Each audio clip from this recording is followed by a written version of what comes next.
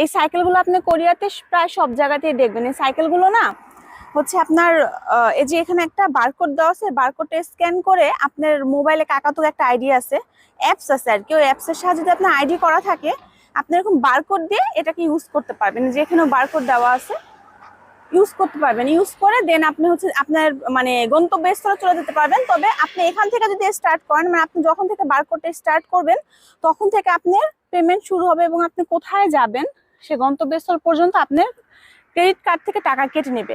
আবার যেগুলো হচ্ছে নতুন থাকে সেগুলো হচ্ছে যেখানে এরকম লিখে দেয় যে নিউ, মানে হচ্ছে এগুলো নতুন। কোরিয়াতে তো আর রিক্সা নাই, তো রিক্সার বদলে সাইকেলগুলো খুব ভালো কাজ করে, এগুলোর স্পিড কিন্তু খুবই বেশি।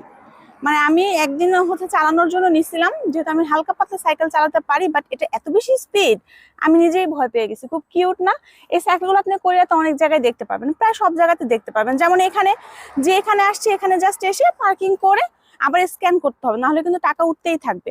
যখন মানে জায়গা চলে আসবে, চলে আসার পর আবার স্ক্যান করলে ওই পরিমাণ ডিস্টেন্স অনুযায়ী টাকা কেটে নেয়। দারুণ না? এটাই হচ্ছে কোরিয়ার ডিজিটাল রিক্সা, যেটা হচ্ছে রিক্সা চালক থাকে না, আপনাকে নিজেই রিক্সা চালক হতে হয়। এই যে খুব হেভি সাইকেলগুলো, খুবই হেভি।